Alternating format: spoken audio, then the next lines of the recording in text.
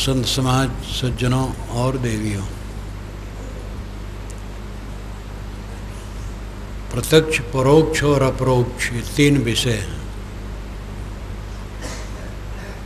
प्रत्यक्ष इंद्रियों से प्रतीतमान जगत है, परोक्ष मन की अवधारणाएं हैं और अपरोक्ष स्वयं अपना अस्तित्व है। सारा संसार प्रत्यक्ष में डूबा है। कुछ लोग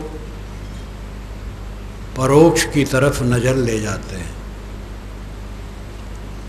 अपरोक्ष को समझना और अपरोक्ष में स्थित होना ये बिरले करते हैं, क्योंकि सूझ ही नहीं है। इंद्रियों से जो दिखाई देता है, जानने में आता है, वो प्रत्यक्ष है। रूप, शब्द, गंध, स्पर्श, रस। दुनिया में केवल 5 विषय हैं। 5 विषयों से संसार परिपूर्ण है। ये प्रत्यक्ष है।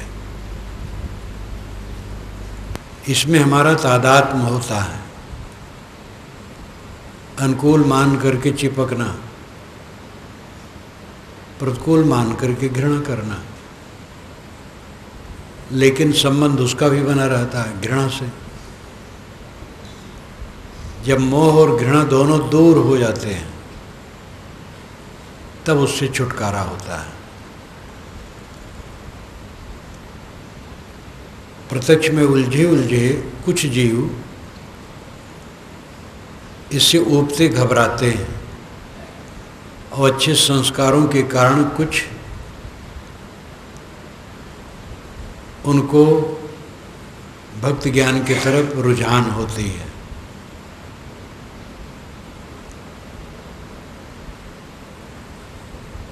तो वे परोक्ष में कुछ खोजते हैं, मन की अवधारणाओं में खोजते हैं।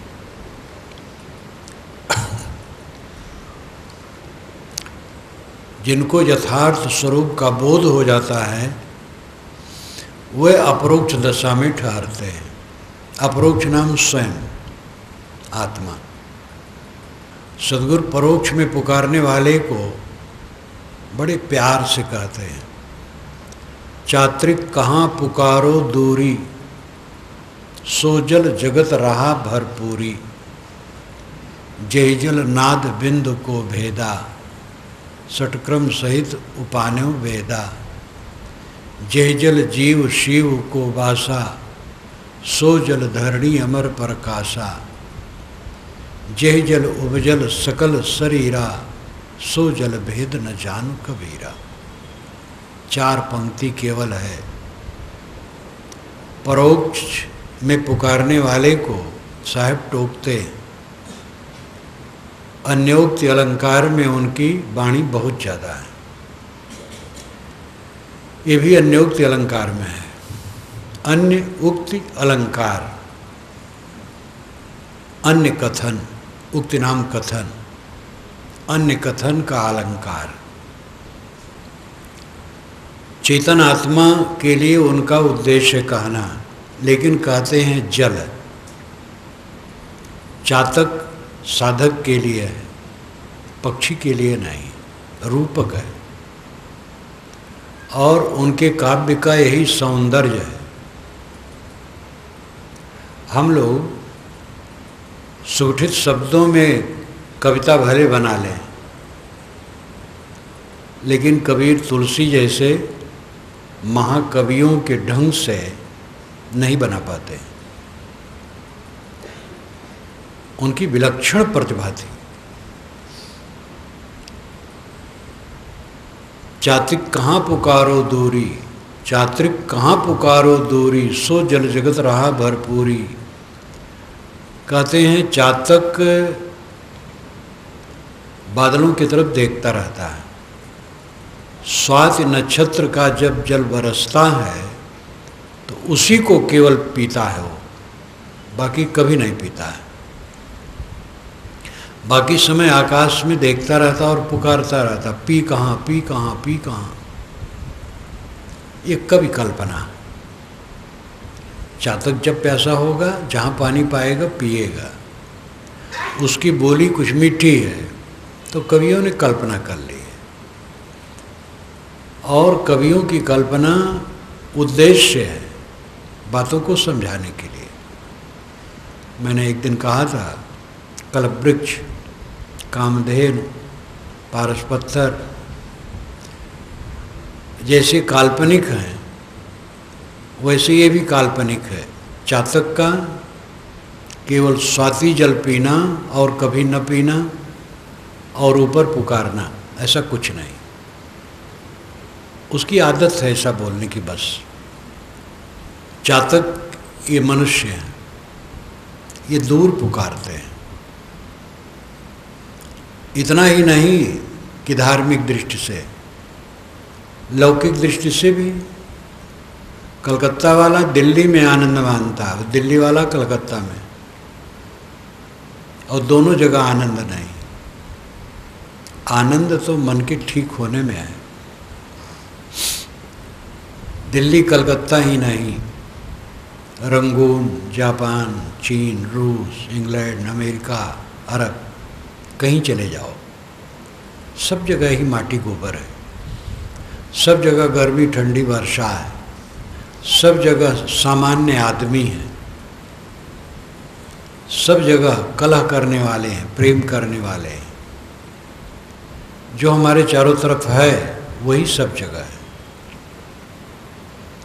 दूर सुख की कल्पना करना अविवेक है। हम सुखी क्यों नहीं हैं? क्योंकि मन खराब है। मन में संदेह, संशय सब जग खंडिया, संशय खंडे न कोय, संशय खंडे सो जना जो शब्द विवेकी होए। सबके चित्त का संशय खंडन करता है। तनिक सी बात प्रतिकूल मिल गई तो हम उसको दुश्मन मान लेते हैं और उसके विषय में ऐसी गहरी कल्पना करने लगते हैं कि भय खड़ा हो जाता है दिमाग में, हो जाता है वो तो बिल्कुल हमारा विरोधी है। ऐसा कुछ नहीं। अपना मन नरम बनाओ। देखो,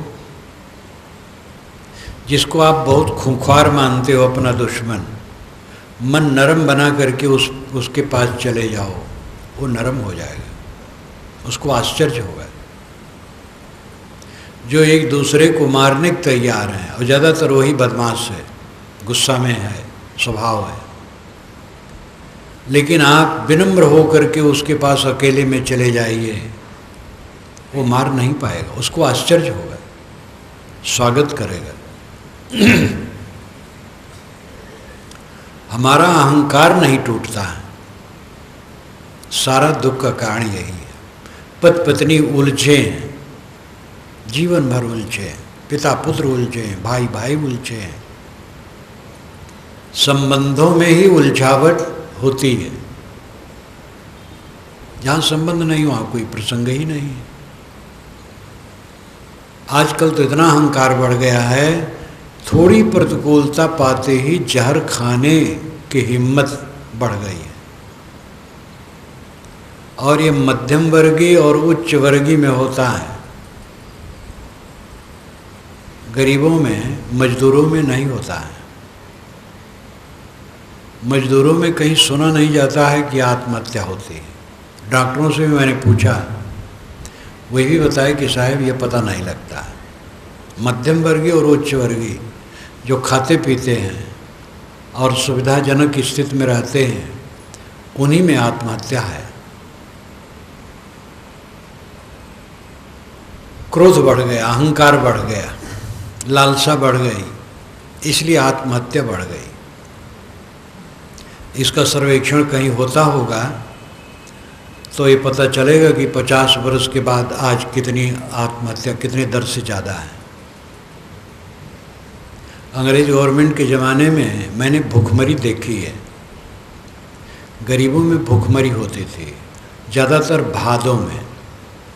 सावन में तो काम मिलता था, धान की बैठाई, निराई, सब। भादों में सब काम खत्म हो जाता है। तो ऐसे गरीब लोग होते थे कि जिनको खाने को नहीं रहता था। 2-2, 3-3 दिन चूल्हा उनका नहीं चले, ऐसा कष्टकर। जान समझ करके पता लगने पर कुछ दिया जाता था उनको। लेकिन उस पीरियड में कभी किसी की आत्महत्या मैंने सुनी नहीं मजदूरों में। उस समय भी सामान्य वर्ग में, मध्यम वर्गीय और उच्च वर्गीय में कभी कभार आत्महत्या हो जाती थी। आजकल तो खूब, क्योंकि लालसाएं बढ़ी और अहंकार बढ़ा है, जलन बढ़ी है, अविश्वास बढ़ा है, संदेह बढ़ा है। और जितना परस्पर संदेह बढ़ाते जाओगे दुख बढ़ता चला जाएगा। मन को विनम्र कर लो, सरल कर लो, सब ठीक है, गलती अपनी है। या आपा को डार दे, दया करे सबको, अपने अहंकार को छोड़ दो, सब कोई दया करेंगे।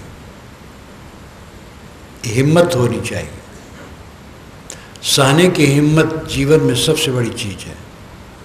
धैर्यवान, धर्म ग्रंथों में ज़्यादातर संस्कृत में धीर शब्द का प्रयोग आता है ज्ञानियों के लिए। धीरवान, धीरवान का अर्थ है जो विचलित न होता हो, दुख सुख किसी में भी। सुख में भी तो प्रपंच है, भावुकता, वो भी विचलन है। सुख दुख किसी में भी विचलन न हो। महाभारत में आज मुझे एक बहुत बढ़िया श्लोक मिला, वो महाभारत के आखिर अध्याय में है, बिल्कुल आखिर में। हर्षस्थान सहस्त्राणि, भयस्थान शतानि च, दिवसे दिवसे मूढ़मा विशन्ति न पंडिताः।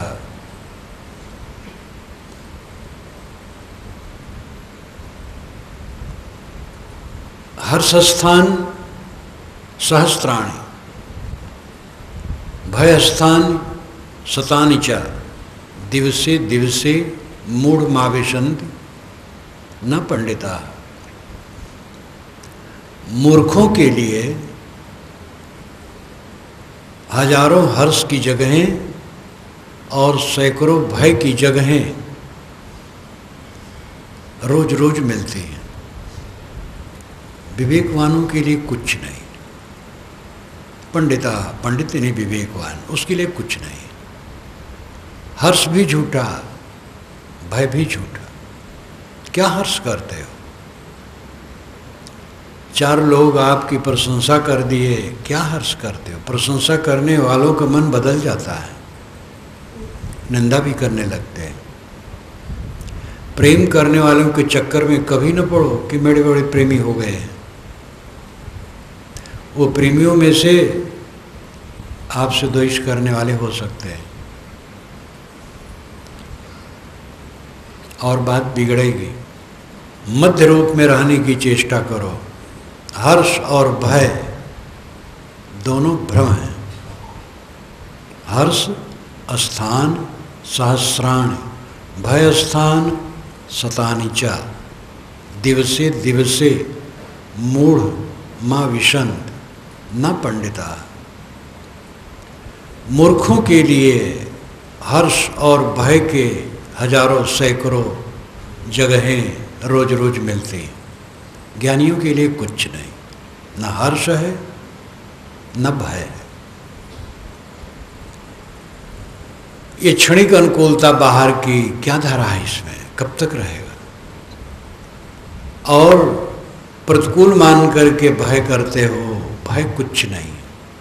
एक दिन मैंने कहा था, शरीर जब तक रहने वाला है कोई मिटा नहीं सकता, और जब जाने का समय आएगा तो इसको कोई रोक न पाएगा। भय क्यों? आत्मा तो अमर है। शरीर के लिए भी भय नहीं करना है। आत्मा निर्भय है, उसमें भय है ही नहीं है, वो अक्षीण है, अविनाशी है। लेकिन देह भी जब तक रहना है रहेगी, और जब मिटना होगी तो कोई बचा नहीं पाएगा। इसलिए उसके लिए भी निर्भय रहो। सारी बात मन पर है, सारा दुख मन से है। मन को जो विवेक में मजबूत कर लेता है और अत्यंत सहनशील हो जाता है, वो क्लेश मुक्त हो जाता है। सहनशीलता ही साधना की रीढ़ है। इस सब का अनुभव है जो पहुँचे हुए पुरुष हैं। देश विदेश में, भिन्न देश काल में, विभिन्न मत में सबकी एक राय, इसमें दो राय नहीं। एक सूफी संत ने कहा, सिर उठा के न चलो, ठोकर लगेगा सिर में, झुका के चलो। तो केवल सिर की बात नहीं है, अहंकार करके न चलो, विनम्र होके चलो। चात्रिक कहाँ पुकारो दूरी, सो जल जगत रहा भरपूरी। जल तृप्त, आनंद, परम शांत, परमात्मा, कल्याण, वो जगत में है।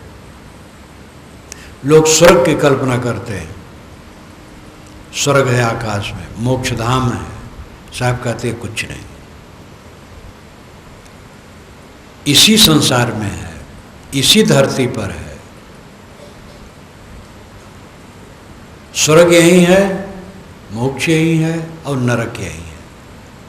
मन का मैल नरक है। मन के मैल में क्या होता है? राग, द्वेष, कहीं मोह, कहीं बैर, और यही जीव को काटते हैं। चात्रिक कहाँ पुकारो दूरी, कहाँ सुख के लिए दूर पुकार रहे हो, कहाँ बाहर सुख है? भटको मत। देखने के लिए लोग हजारों किलोमीटर की यात्रा करते हैं, खाली देखने के लिए। क्या देखोगे? देखते देखते दुर्गति हो गई है, सुनते सुनते, स्वाद लेते लेते, स्पर्श करते करते, सोचते सोचते दुर्गति हो चुकी है। क्या देखोगे? कहीं को देखत कहीं को परसत, बिना पदार्थ काया है। विशाल देव ने कहा है, किसको देख रहे हो, किसका स्पर्श कर रहे हो? काया बिना पदार्थ के है। काया का कोई मौलिक स्वरूप है? काया तो निर्मित एक गुब्बारा है, पानी का फेना है। चात्रिक कहाँ पुकारो दूरी, सो जल जगत रहा भरपूरी। सुख, शांति, मोक्ष, परमात्मा इसी जगत में है। लौकिक दृष्टि होनी चाहिए। लौकिक दृष्टि में ही पारलौकिक उद्देश्य सफल होगा। पारलौकिक का अर्थ है प्रकृति से भिन्न आत्मस्तित्व, उसमें स्थित हो जाना, और वह भी इसी लोक में संभव है, बाहर नहीं। इसलिए आपका स्वर्ग, आपका मोक्षधाम आपके पास है। चात्रिक कहाँ पुकारो दूरी, सो जल जगत रहा भरपूरी। जल का अर्थ है पानी, वो तो उपलक्षण मात्र है। जल का अर्थ है तृप्ति, आनंद, सुख, मोक्ष, आत्मा, परमात्मा। वो इसी जगत में है, तुम्हारा स्वरूप है। जय जल नाद बिंदु को भेदा, सो जल, जय जल नाद बिंदु को भेदा, षटक्रम सहित उपान्यों भेदा। इस जल में नाद और बिंदु का भेद है। जल आत्मा, चेतन, इसके द्वारा नाद बिंद दो सृष्टि होते हैं। नाद वाणी, बिंद वीर्ज।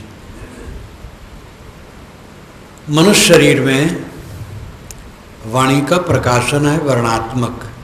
अन्य जानवरों में तो कितने में तो आवाज़ कुछ है ही नहीं है। कितने जानवरों में ची पू कुछ है, पक्षियों में कुछ सुंदर स्वर हैं, लेकिन वर्णात्मक नहीं है। वर्णात्मक शब्द केवल मनुष्य में है, और मनुष्य का मन विकसित है। जितना मनुष्य का मन विकसित है, किसी प्राणी का विकसित नहीं है। मन और वाणी ये दोनों का विकास मनुष्य में है। तो नाद सृष्टि मनुष्य करता है। षटक्रम सहित उपान्यों भेदा, 6 कर्मों के सहित वेद उत्पन्न हुए। यज्ञ करना कराना, दान देना लेना, विद्या पढ़ना पढ़ाना, ये ब्राह्मणों के 6 कर्म हैं। वेद निर्मित हुए और वेदों का पूर्ण अधिकार ब्राह्मणों ने अपना माना। क्षत्रियों को थोड़ा कहा हाँ पढ़ सकते हैं, पढ़ा नहीं सकते हैं, वैश्य भी थोड़ा पढ़ ले, वैसे क्षत्रिय और वैश्य को पढ़ने का अवसर नहीं। एक जमाना था उपनिषद काल में जब क्षत्रिय आगे थे। राजा जनक, प्रवाहण जयवल राजा जनक थे मिथिला में, प्रवाहण जयवल दिल्ली के पास पंचाल क्षेत्र में थे, अश्वपति और कई ऐसे राजा थे जो आत्मज्ञानी थे और वेदों के विद्वान थे। लेकिन ज़्यादातर वे शासनोत्सव में रहते थे, व्यापारी वैश्य धन कमाने में रहते थे। ब्राह्मण लोग वेद और वैदिक विद्या में निष्णात थे और धीरे धीरे उन्होंने उसको अपनी बपौती मान ली। ये गलत हुआ। वेद के मंत्रों की रचयिता जिनको आप शूद्र कहते हैं वे भी हैं। दीर्घतमा ममता के पुत्र हैं, पिता का पता नहीं है। दीर्घतमा मामतेयो युजुर्वान 10वें युगे, ये ऋग्वेद में आता है। मामतेयो ममता का पुत्र, दीर्घतमा 10वें युगे, जब 10वां दशक लगा 90 के ऊपर, तब युजुर्वान बूढ़ा होने लगा। पिता का नाम का पता न था, इसलिए माता के नाम से उसका नाम था। पहले रस्म था, पिता के नाम से अपना नाम जुड़ा रहे, पिता का पता न हो तो माता के नाम से।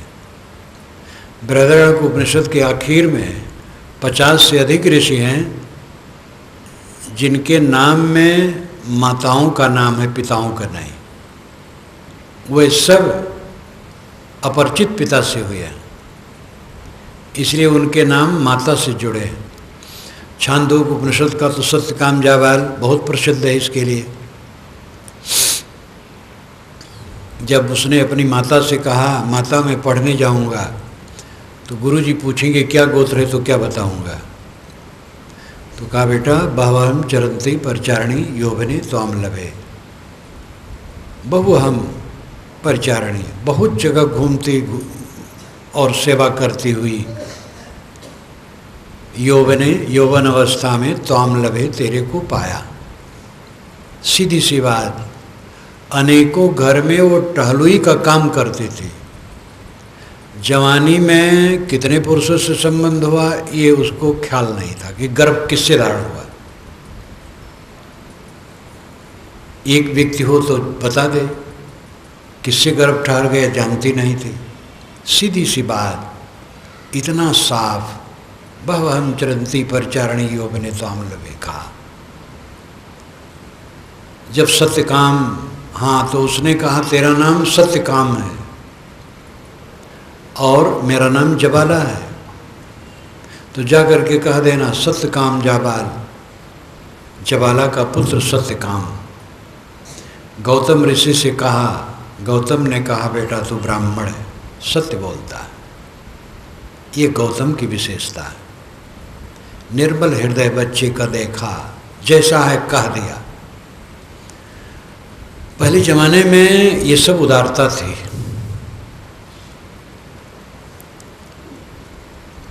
तो दीर्घतम अपरिचित पिता का पुत्र है, माता का पता, वो माता भी टहली होगी, लेकिन वो वेद मंत्रों का रचयिता है और उसके मंत्र इतने मार्के के हैं कि क्या पूछना। घन गंभीर चिंतन से पूर्ण। इसलिए ब्राह्मणों का एकाधिकार वेदों पर करना गलत था। अब तो सब छूट छाट गया है, कोई पढ़े को नहीं। ब्राह्मण समाज की नई पीढ़ी तो स्वयं वो समझ रही है। एक ब्राह्मण का लड़का मुझसे कहा कि महाराज मेरे गांव में जितने बुजुर्ग होते हैं मैं सबका नमस्कार करता हूँ, जो मेरी उम्र से ज़्यादा है, चाहे जिस वर्ण के हों। हम की बहुत बढ़िया। तो अब तो बहुत बदल रहा है, सुधर रहा है इसके विषय में। नादबिंद का भेद, नाद से, वाणी से वेद, शास्त्र, पुराण, कुरान सब पैदा हुए। ज्ञान विज्ञान का जितना विस्तार है वो नाद से, शब्द से, और चेतन उसका मूल है। बिंद वीर्य है, वीर्य से खानियों का विस्तार है। उष्मज में रजवीर्य का प्रसंग नहीं है, वहाँ तो ऊष्मा और तमाम जड़ वस्तुओं का आधार होता है, उसी में जीव देह धर लेते हैं। उनके लिए वही रजवीर्य है। तो नाद बिंद का भेद, बिंद बीज से सृष्टि होती है और नाद शब्द से, ज्ञान विज्ञान का विकास। लेकिन ये दोनों में चेतन जल मुख्य। जे जल नाद बिंदु को भेदा, जिस जल जिस चेतन में नाद बिंद भेद से ये दो सृष्टियाँ होती हैं और वेदादिक समस्त शास्त्र बने। जे जल जीव शिव को वासा, सो जल धरणी अमर प्रकाशा। जिस जल में जीव और शिव का वास है वह जल इस धरती पर अमर रूप से प्रकाशित है। ये जल जीव शिव को वासा, जीव शिव का वास इसी जल में है। चेतन है, चेतन को यहाँ जल कहा गया है। वही चेतन जीव है, वही चेतन शिव है, ये अभिप्राय है। जीव विकारी है, निर्विकारी हो गया तो शिव है। ये कई बार कहा जाता है कि श्री पूर्ण साहेब ने त्रिज्या में 4 मुख का विभाग किया है। जीव मुख, माया मुख, ब्रह्म मुख, गुरुमुख। तो जीव मुख की बात नहीं मानी, माया मुख की बात नहीं मानी, ब्रह्म मुख की बात नहीं मानी, गुरुमुख की बात मानी। तो प्रश्न होता है, जब जीव को परम सत्ता मानते हैं तो जीव मुख की बात क्यों नहीं मानी? इसलिए नहीं मानी कि वहाँ जीव का अर्थ है साधारण जीव, भूला जीव, भटका जीव। जीव का मतलब भटका हुआ है, इसलिए उसकी बात मानी नहीं जा सकती है। जब वो गुरु हो जाएगा तब उसकी बात मानी जाएगी। गुरु हो जाना, तृप्त हो जाना, निर्भय हो जाना, आत्मसंतुष्ट हो जाना, स्वरूपस्थ हो जाना। गुरु शिष्य को शिष्य नहीं बनाता, गुरु बनाता है। ये हमारे गुरु जी ने बताया था। गुरु शिष्य को शिष्य नहीं बनाता, गुरु बनाता है। कबीर साहब क्या कहते हैं? जो तू चाहे मुझको छाड़ सकल की आस, मुझे ही ऐसा हुए रहो सब सुख तेरे पास। अगर तुम मुझे चाहते हो, मेरी में श्रद्धा है, तो मेरी बात मानो। जैसे मैं निष्काम हूँ तुम भी हो जाओ, बस सब सुख तुम्हारे पास है। जो तू चाहे मुझको छाड़ सकल की आस, मुझे ही ऐसा हुए रहो। गुरु जी कहते हैं अपने मेरे समान हो जाओ। तो यहाँ ये नहीं कहते हैं कि मैं चेला बनाता तुम भी चेला बनाने लगो, तब मुक्त हो जाओगे। चेला बनाने से कोई मुक्त नहीं होता है। चेला दीक्षा देना तो एक व्यवहार है। रास्ता में लगाने के लिए दीक्षा संस्कार दिया जाता है, वो एक व्यवहार है। गुरु होने का मतलब है निर्मल होना, निष्काम होना, निर्माण होना, अहंकार कामना शून्य, आत्म तुष्ट होना, ये गुरु होना है। इसमें दीक्षा देने की बात नहीं है। ये असली गुरुतत्व है, स्वरूप स्थित गुरुतत्व है। वेदांती कहते ब्रह्म होना, कोई फर्क नहीं है। ब्रह्म होना, गुरु होना एक ही बात है। ब्रह्म यानी महान। महान वह है जो निष्काम निर्वाण आत्म तृप्त है, क्लेश रहित मन वाला महान है।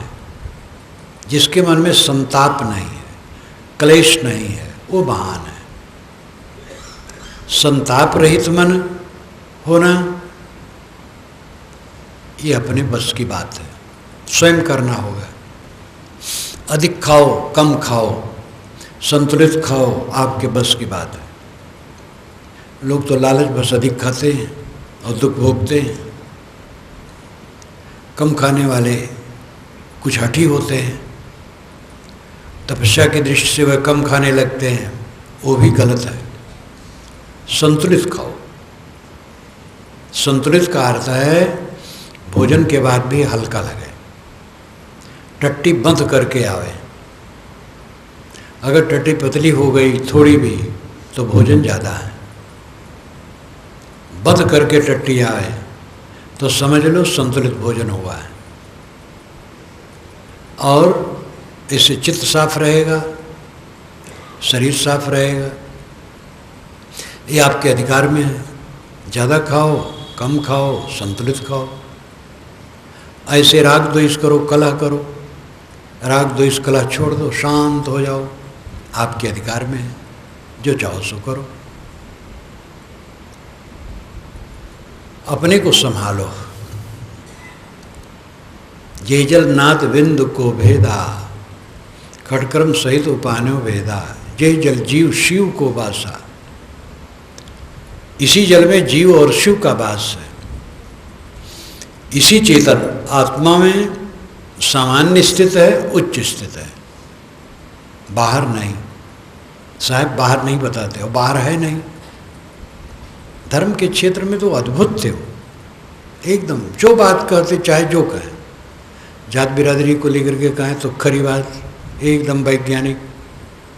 धर्म की बात वैसे ही, आत्मा परमात्मा की बात वैसे ही, मोक्ष की बात, सब कुछ ऐसा कहते हैं जो नजरो नजर है, यानी अनुभव में आ सकता है। अलौकिकता का चक्कर वो नहीं डालते। चमत्कारी बात केवल छलावा है। धर्म के क्षेत्र में चमत्कारी बातें बहुत हैं। ये पुराणों को और महाकाव्यों को पढ़ें, चमत्कार भरे हैं। वेद इतने विशाल हैं, उसमें चमत्कार नहीं। नाम मात्र की कहीं काव्यात्मक झलकी है बस। ये आश्चर्य है। उस युग में, उस पुरा काल में उन ऋषियों ने चमत्कार की बात नहीं कही। चमत्कार जैसा कहीं कहीं लगता है जो कि काव्यात्मक है। नाम मात्र, अतिशयोक्ति नहीं करते। आदमी की उम्र 100 वर्ष की वो सदैव कहते हैं। एक बार नहीं, अगणित बार आता है। जीवीम शरद शतम, ये तो बहुत प्रसिद्ध है, हम 100 वर्ष जिए। लेकिन और जगह भी 100 बसंत देखें और 100 की बात आती है। कहीं कहीं शताधिक आता है, तो शताधिक भी कुछ लोग जीते हैं, 100 के ऊपर भी जीते हैं। तो वैदिक ऋषि चमत्कार के चक्कर से दूर है और सांप्रदायिकता के चक्कर से दूर है। दूसरे मत वालों का नरक होगा, हमारा स्वर्ग होगा, ये नहीं मानते हैं। पीछे ब्राह्मण आरण्यक इत्यादि बने, इसमें कुछ है। ब्राह्मण ग्रंथों में ऐसी सी बात कह दी गई, कुछ घास पेड़ बन गया तो पत्थर बन गया तो आदमी बन गया। वो कर्मकांड का चक्कर है। हल्का हल्का चमत्कार आया है। 6 शास्त्रों में चमत्कार की बात नहीं है, उपनिषदों में चमत्कार की बात नहीं है। ये पुराण महाकाव्य में भर गए और यहीं से जंजाल बहुत फैल गया, अंधविश्वास ज़्यादा बढ़ा। यद्यपि महाकाव्य और पुराणों में अच्छी अच्छी बातें भी हैं। जीव शिव, वही जीव वही शिव, जीव ही शिव है। जब तक वो दुखी है जीव है, दुखी नहीं है शिव है। जीव का मौलिक स्वरूप शुद्ध है। उस दृष्टि से जीव का अर्थ दुखी होना नहीं है, लेकिन दूसरी दृष्टि से जीव वह है जो राग द्वेष में फंसा है, शिव वह है जो राग द्वेष से निकल गया। जय जल जीव शिव को बासा, सो जल धरणी अमर प्रकाशा। साहब कहते वो धरती पर अमर रूप में प्रकाशित है, उसको भी धरती पर ही कहते हैं। ज्ञान विज्ञान कहाँ है? धरती पर है, और वो भी हमारी धरती पर है। अभी दूसरी धरती वैज्ञानिकों को नहीं मिली है जहाँ मनुष्य हो और ज्ञान विज्ञान हो, होना असंभव नहीं है।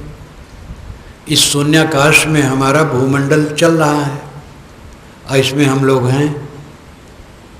अगर कुछ दूसरे भूमंडल पर कोई हो तो हमारे भूमंडल को चमकते देख करके कहेंगे कि देखो वो भी एक खगोल है। तो सब तो आकाश तो अनंत है, देश अनंत है, और उसमें हमारी पृथ्वी एक कण के तुल्य है। देश कितना अनंत है, अनंत में कितना नहीं होता है, कितना तो एक सीमा हो गई। आकाश यानी देश अनंत है, और उसमें ऐसा भूमंडल हो सकता है जहाँ जीव हो, मनुष्य हो, विकसित हो, ये कोई आश्चर्य नहीं। लेकिन आज तक जहाँ तक पता लगा है, हमारा भूमंडल ही ऐसा है जिसमें प्राणी है, मनुष्य है, ज्ञान विज्ञान का विकास है। इसलिए साहब इस धरती की बात करते हैं। तुम जहाँ हो स्वर्ग वही है, मोक्ष वही है, आनंद वही है। मन के कालस्य को धो। लोग घबरा के कहते हैं मर जाएंगे, और मर के चैन न पाए तो किधर जाएंगे? शरीर का अंत सत्ता का अंत नहीं है। तत्काल तो दुख छुटा हुआ लगेगा, लेकिन संस्कार के बस जीव फिर देह धर करके दुख पाएगा। इसलिए घबराने की जरूरत नहीं है, उबने की जरूरत नहीं है, धैर्य रखने की जरूरत है। सुख हम जहाँ हैं वहाँ है, बस अपने चित्त को निर्मल कर लें, साफ कर लें। जिन लोगों के बीच में हम रहते हैं घबराते हैं, दूसरी जगह चले जाएं सुख होगा। जिन लोगों के बीच में हम बहुत दिन से रहते हैं, उनमें जब हम समाधान नहीं कर पाते हैं तो नए लोगों में समाधान होगा? ये तो हमारा अहंकार है जो हम समाधान नहीं कर पाते। अगला आदमी मानो गर्म बहुत है तो हम नरम हो जाएं। नरम होने में अपनी तौहीन नहीं है, नरम होने में तो अपनी इज्जत है। आप दो आदमियों को देखें, एक कट कह रहा हो और एक चुपचाप सिर झुकाए खड़ा हो। कट कहने वाले के प्रति आपको श्रद्धा नहीं हो, घृणा हो। जो चुपचाप सह रहा है उसके प्रति आपकी श्रद्धा हो जाएगी। ये हिम्मत तो आनी चाहिए। कल मैंने कहा था कि पूरा सह लो, एकदम मर जाओ, तब अमृतत्व की प्राप्ति होगी।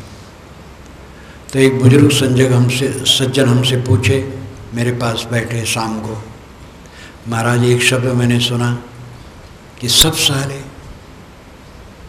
हमने मकान बनाया और उस पर दूसरा व्यक्ति दावा कर दिया, तो मैंने मुकदमा कर दिया।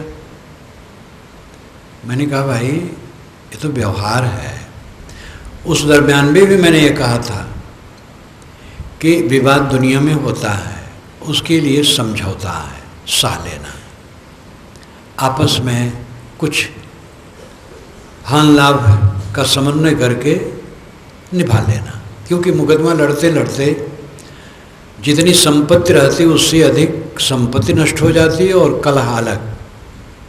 इसलिए समझदार लोग समझौता कर लेते हैं, नहीं तो पंचायत करते हैं, मुकदमा भी है। इसको मैंने संक्षेप में कहा था, ज़्यादा वही कहा था जो कहने की चीज़ थी। कल्याणार्थी के लिए तो यही चारा है, मोक्ष के लिए तो यही चारा है, सह लेना, सिर झुका लेना। हिम्मत करो, साधक बनो, साहस करो, आपको सुख होगा। अनाद काल से हम क्यों तड़फ रहे हैं? पानी से मछली अलग होती है तो तड़फती है, हम भी अपने शांत सागर के लिए तड़फते हैं। शांत सागर से अलग हो करके हम तड़फ रहे हैं, और शांत सागर अपने में है। सह लें, भीतर की मार बाहर की मार सब सह लें, बस शीतल हो जाए। और ये काम नहीं करेंगे तो कभी शीतल नहीं हो सकते। कोई दूसरा रास्ता नहीं है, कोई शॉर्टकट रास्ता नहीं। अहंकार का रास्ता तो इसमें है ही नहीं, एक ही रास्ता है, सिर झुका लो, सह लो। ये जीव शिव है, शिवत्व बाहर नहीं है, शिवत्व आप में है। जय जल जीव शिव को वासा, सोल जल धरणी अमर प्रकाशा। जिस चेतन तत्व में जीव और शिव हैं, वह इस धरती पर अमर रूप में प्रकाशित है, उद्घाटित है। वही तो है, वही तो ज्ञान विज्ञान की हलचल की है। पानी का तेल का स्रोत है, रत्नों की खान है, कोयले की खान है, लेकिन ज्ञान की खान और स्रोत कहीं नहीं, वो मनुष्य है। लोग कहते मनुष्य अल्पज्ञ है, ईश्वर ज्ञान की खान है। ये आपकी अवधारणा है। आज तक किसी ईश्वर का पता लगा जहाँ से ज्ञान निकल रहा हो? कहते कहते लोग बढ़ाए हैं। ईश्वर की कल्पना भी मनुष्य ही करता है। वेद का ईश्वर, कि कुरान का ईश्वर, कि बाइबल का ईश्वर, आज समाजियों का ईश्वर, कि वैष्णव का ईश्वर, नाना मतों का ईश्वर अलग अलग। सारे ईश्वरों की स्थापना मनुष्य करता है, सारे देवताओं की कल्पना मनुष्य करता है, सारी कल्पना ही मनुष्य की है। मनुष्य ज्ञान विज्ञान का स्रोत है, खान है। अपनी गरिमा को समझो। धर्म के नाम पर ऐसे ऐसे विचार रखे गए हैं जिससे मनुष्यहीन भावना से ग्रस्त हो गया। वो अपने को तुच्छ मान लिया है। मनुष्य तुच्छ है तो श्रेष्ठ कौन है? कोई बताओ कौन श्रेष्ठ है? मनुष्य के अलावा तो कुछ नहीं दिखता है श्रेष्ठ। आप जहाँ जाओ मनुष्य मिलेंगे, वही ज्ञान विज्ञान के कर्ता धर्ता हैं, व्यवहार परमार्थ हर जगह। मनुष्य के अलावा ज्ञान विज्ञान का स्रोत कहाँ है? मानुष तेरा गुण बड़ा, साहब के मनुष्य तेरा गुण बड़ा है। मानुष हो के नम हुआ। जो मनुष्य सच्चा हो गया वो अमर हो गया। मनुष्यता को समझो। जो मननशील हो मनुष्य, विचारक हो, चिंतक हो, मन के गर्दा गुब्बार को झाड़ देता हो वो मनुष्य है। जो आत्मतुष्ट है वो मनुष्य है। गुह्यम ब्रह्म तदिदम ब्रवीम नहि मांसा श्रेष्ठतरम ही किंचित। ये भी महाभारत के अंतिम अध्याय में है, बिल्कुल खत्म होने पर। जो मैंने श्लोक कहा वो इसके पहले है। अलग है, ये अलग है। ऊर्ध्व बाहुर्विरोम में तद उसके साथ है। ऊर्ध्व बाहुर्विरोम में तद नामे कश्चित शृणोति धर्मादर्थस्य कामश्च कस्मात् धर्मो न सेव्यते। मैं दोनों हाथ उठा करके कहता हूँ, लेकिन मेरी बात को कोई सुन नहीं रहा है। धर्म से ही अर्थ और भोग मिलते हैं, धर्म का आचरण क्यों नहीं करते हो? यह श्लोक अंतिम अध्याय में। और इसके पहले यह श्लोक है जो आज मुझे मिला। हजारों हर्ष के स्थान हैं, हजारों भय के स्थान हैं मूर्खों के लिए। विवेकवानों के लिए कुछ नहीं, वो तो इनसे ऊपर रहता है। गुह्यम ब्रह्म तदिदम ब्रवीम, ये भी महाभारत के आखिर तरफ है। और इसका रूप है नई सप्ताह प्रतिसपामि किंचित। नहीं सप्ताह प्रति सपामि किंचित।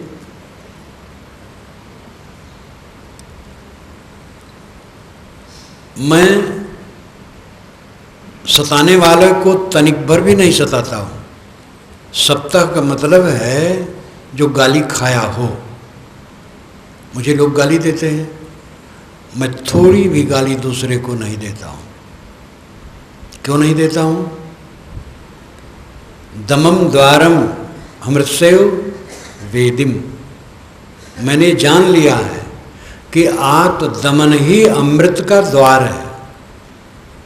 नहीं सप्ताह प्रतिसपामि किंचित दमम द्वारम अमृतसेव वेदिम। दम ही अमृत का द्वार है। अपने का दमन कर लेना, अमृत के द्वार में पहुंच जाना है।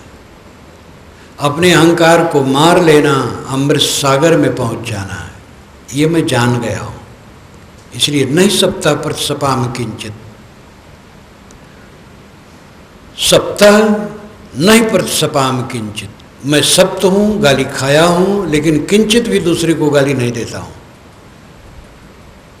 क्योंकि मैंने जान लिया है कि अपने आप के अहंकार को मार लेना, अमृत के द्वार में पहुंच जाना है।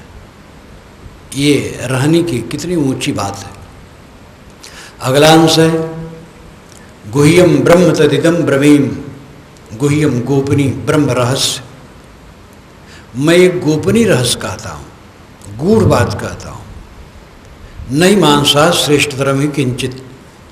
मनुष्य श्रेष्ठतर कुछ नहीं। ये बिल्कुल आपका पारक सिद्धांत महाभारत में आता है। एक ही बात नहीं, तमाम वचन है। जीव और शिव, यही जीव यही शिव। साहब ने अन्यत्र भी कहा है बीजक में, वही जीव वही शिव। रागी द्वेषी है, जीव कहलाता है। राग द्वेष छोड़ दिया, शिव है। जय जल नाद बिंदु को भेदा। खटकर्म सहित उपान्यो वेदा। जय जल जीव शिव को बासा। सो जल धरणी अमर प्रकाशा। जय जल उपजल सकल शरीरा। सो जल भेद न जान कबीरा।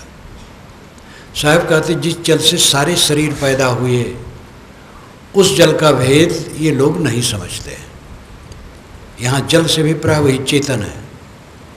चेतन से ही ये सारे शरीर की रचनाएं होती हैं, उसी के सकाश में, उसी के संबंध में। लेकिन उस चेतन तत्व का बोध लोगों को नहीं है। चात्रिक कहाँ पुकारो दूरी, कहाँ दूर पुकार रहे हो? दूर कहाँ परमात्मा है? दूर का ढोल सुहावन, ये लोग कहावत है। दूर से ढोल की आवाज़ आती तो सुहावनी लगती है, पास में बजती हो तो कर्कश लगती है। दूर में लगता है सुख मिलेगा, भ्रम है।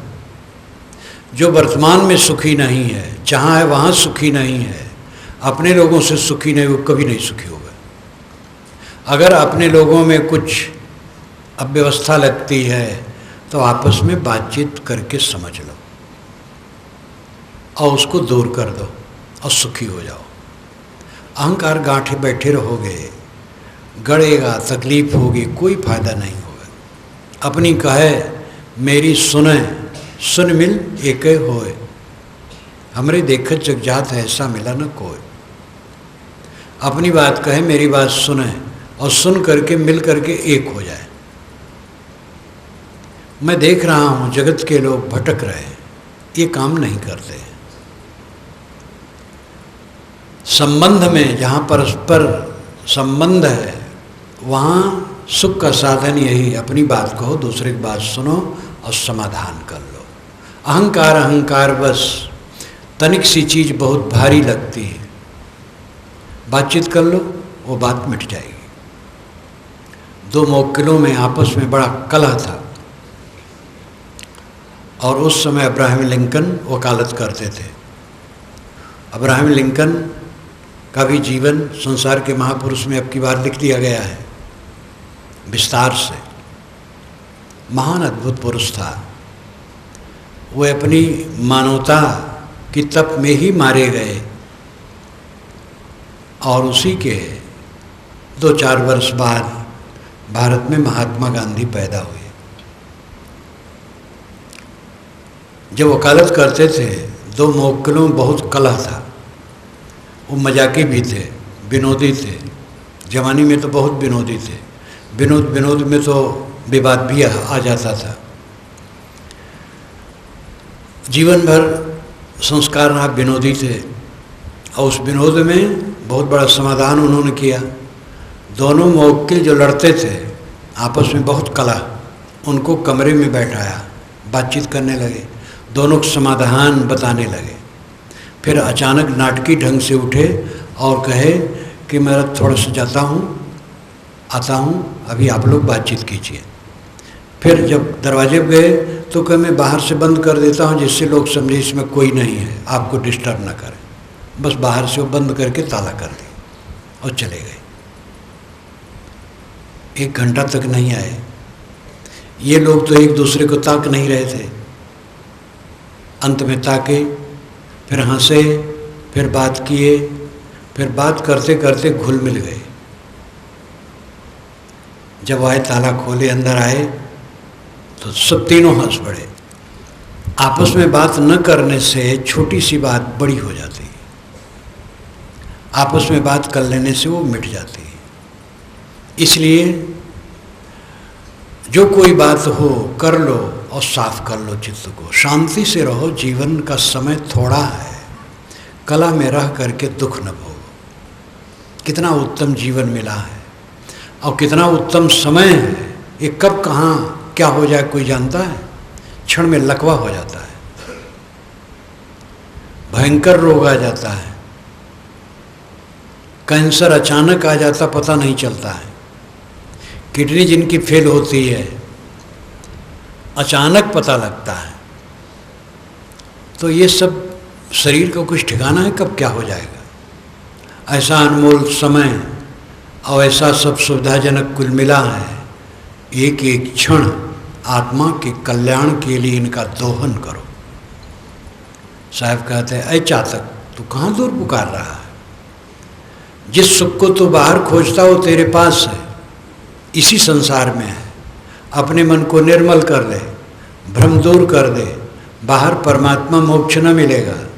तेरा अस्तित्व ही परमात्मा और मोक्ष स्वरूप है।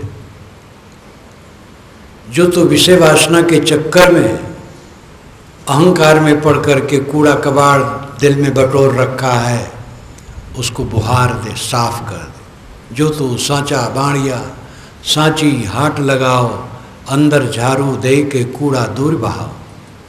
अगर तू ज्ञान का सच्चा व्यापारी है तो सच्ची दुकान लगा, अंदर में झाड़ू लगा करके कूड़ा कचड़ा को दूर फेंक दे। अति शीतल अति ही अमल सकल कामनाहीन, तुलसी ताई अतीत गण वृत्त शांति लयलीन। गोस्वामी जी कहते हैं अति शीतल अति ही अमल सकल कामनाहीन। अतीत का लक्षण क्या है? अतीत का मतलब है कृतार्थात्मा। उसका मतलब क्या है? अति शीतल, अत्यंत शीतल मन, क्रोध रहित। अति शीतल अति ही अमल, निर्मल मन, अत्यंत निर्मल मन। सकल कामनाहीन, सारी कामनाओं से मुक्त। तुलसी ताई अतीत गनि। गोस्वामी जी कहते इनको आप अतीत समझे, ये कृतार्थ है। वृत्त शांति लयलीन, ये भी वैराग संदीपनी का एक पद है, दोहा है। अति शीतल अति ही अमल, जो मैंने कहा था वैराग संदीपनी त्रिवेणी पुस्तक आ गई है पुस्तक के स्टॉल पर। अभी बिल्कुल नई नई छपी है, जल्द होकर के अभी अभी आई है त्रिवेणी, जिसमें भरतेर वैराग शतक और गोस्वामी जी की वैराग संदीपनी और सदगुरु पूर्ण साहब का वैराग शतक, इन तीनों पर प्रवचन किया था। हमारे साधुओं ने इसको लिख लिया और वही छप गई है वैराग त्रिवेणी। बहुत मार्मिक वचन इन सब में है। उसी वैराग संदीपनी में ये आता है, अति शीतल अति ही अमल सकल कामनाहीन। तुलसी ताहि अतीत निवृत्त शांत लहलीन। इसमें भी परोक्ष की बात नहीं है। बैराग संदीपनी इसी से मुझे बहुत भाई, और इस पर तो अनेक सह मैं प्रवचन किया हूँ, अनेक बार।